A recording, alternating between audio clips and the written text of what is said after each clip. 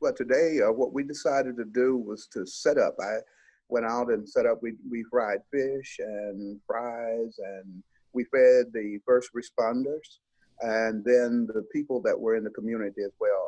The energy had not reconnected lighting yet, and so they were still without lights and without electricity, and many had not eaten, or they were trying to figure out how they were going to eat it. So we were able to not only let them come and eat, feed the first responders, but we loaded some up in our vehicles, and then we went through the community and handed out uh, that and bottles of water.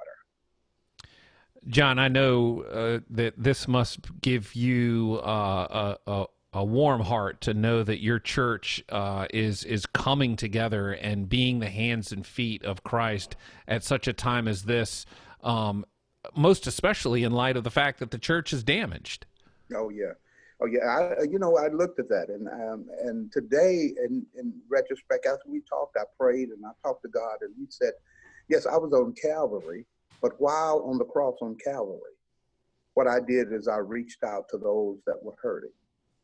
I didn't use Calvary as an excuse for not reaching out." And so I thought about that. I thought, hey, He showed us how to do that. And in addition to that, we were connected in the community, but not really connected. Today, we got connected. I mean, it was awesome how those that we passed by and we'd wave at them, they just say, yeah, throw up. They were coming in and they said, is the fish free? Yes, it's free. And so not only did we feed them, but we had conversation with them, and even to the extent of being able to pray for them and with them. So it was wonderful. We had a group from St. Paul, which is the other church, our men's ministry. They came in and they began to help. We had some from the conference who came in. They donated water. They brought money, and so it was wonderful. John, absolutely. Where do you see God, not only in the midst of what was happening today, but just in the midst of everything that we're dealing with social distancing and the coronavirus? Where do you see God active and present, most specifically in your community as we go forward? Where I see God now, and when I think about it, is I see Him working on our hearts. I really, because as I thought about it, I thought about how it is that we just kind of go through the motions. Even on Sunday mornings when we're there, we go through, we finish everything that's on the program, and, and then we go home.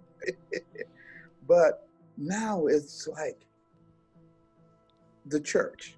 That we are really the church, because it's not like I left it there. God reminded me, you can't leave me here. He reminded me that through the wind, and then he just enough of the tornado to let you know that, hey, you can't leave me here. And so so I was able to I see Him today working on our hearts. And I thought about this, when He went into the temple and the money changers were in there in the temple, Jesus overthrew it. He brought a tornado into the church, overthrew it. He changed some things. He not only changed some things for the people who were doing it, but He changed some things for the people who were around them. They got a chance to see Him in a different way. And so I believe that is also true of the community as well. As I stood there this evening, we've got a sort of large area that's enclosed in a fence.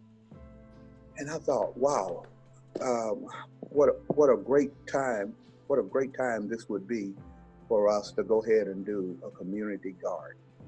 So now that the community has come, if they see us working in the garden, because we had people across the street say, listen, if you need us to do anything, let us know.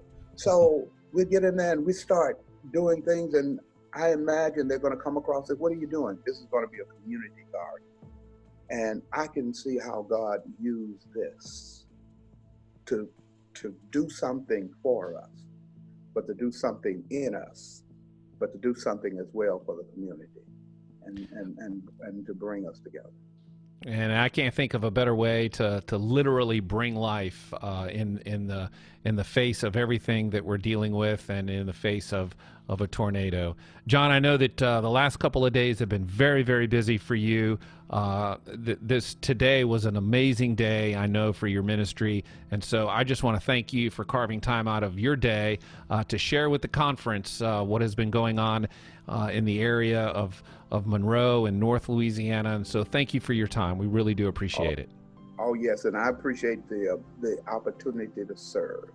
I'd like to thank the conference for having confidence in me and allowing me to serve as well. Well, you are a blessing to many, and we thank you for your time. Thank you.